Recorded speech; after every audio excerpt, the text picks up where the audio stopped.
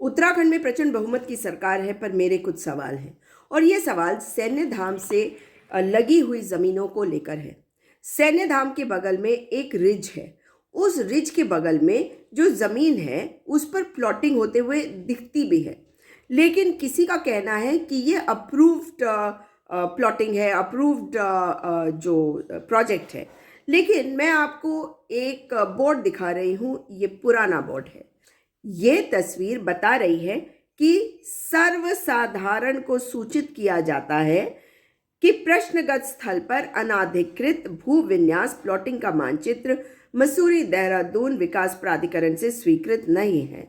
अतः संबंधित स्थल पर भूमि प्लॉट क्रय विक्रय करने से पूर्व MDDA से जानकारी अवश्य प्राप्त कर ले, अन्यथा की स्थिति में आप स्वयं ही जिम्मेदार होंगे। आज्ञा से सचिव MDDA देहरादून। अगर मैं आपको इस जगह की वो तस्वीरें दिखाऊं जो पहले की है, तो आप समझ जाएंगे कि कहीं ना कहीं कोई बहुत बड़ा घालमेल है। अब ये प्लॉटिंग वैध कैसे हुआ?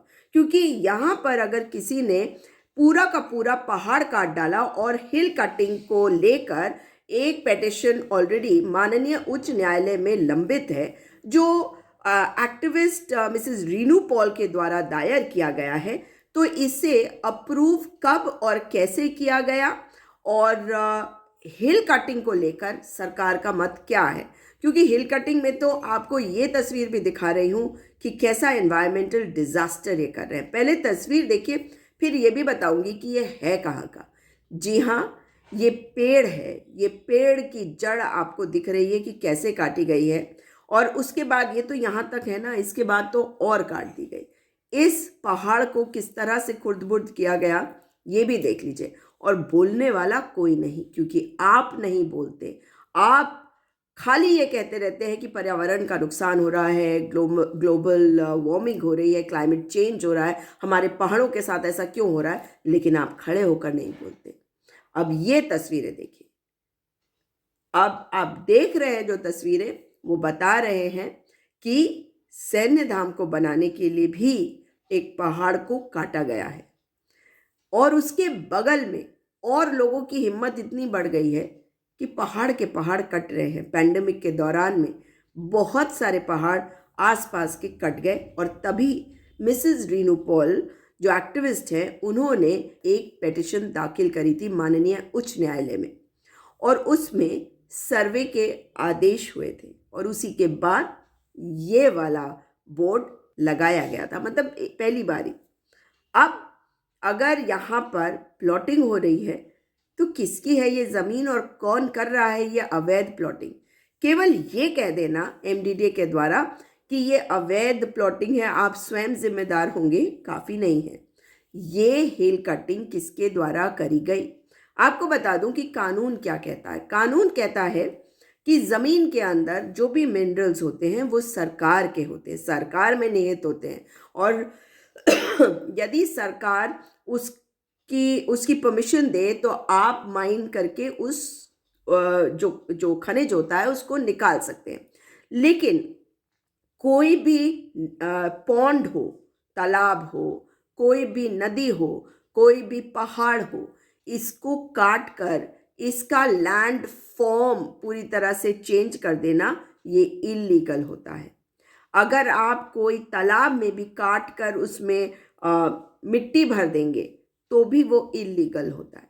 तो अगर ऐसा है और पूरे के पूरे पहाड़ किसी ने काटे हैं, क्योंकि अब तो फ्लैट बन रहे हैं, आप देख रहे हैं मसूरी के रास्ते में, देहरादून से मसूरी जाते हुए प्लॉटिंग हो रही है, और इसका जवाब इनको देना होगा। लेकिन दूसरा एक और भी है कि जो ये पहाड़ काट रहे हैं आखिर कौन है? मसूरी में हम देख रहे हैं, मसूरी में परमिशन नहीं होती थी, कोई भी बिल्डिंग बनाने की परमिशन नहीं है, तो लोग पुराने घर ढूंढते थे ताकि वहाँ का नक्शा ऑलरेडी हो और उसी के ऊपर कोई कंस्ट्रक्शन वो कर ले। अब ये जो नए नए कंस्ट्रक्शंस हो रहे हैं मल्टी स्टोरीड, और हर दूसरे दिन पता चलता है वहाँ तो एक बड़ा सा होटल बन गया कहीं पे नया, कोई 5 स्टार टाइप का होटल जो होता है, 3 स्टार होगा, 4 स्टार होगा, जो भी होगा, लेकिन नया कंस्ट्रक्शन हो कैसे रहा है? मतलब आप नियम कायदों को मान नहीं रहे हैं, या आप स्पेशल परमिशन लोगों को दे रहे हैं? हाँ, आप तो अपने आप को सुप्रीम कोर्ट से भी ऊपर समझ रहे हैं।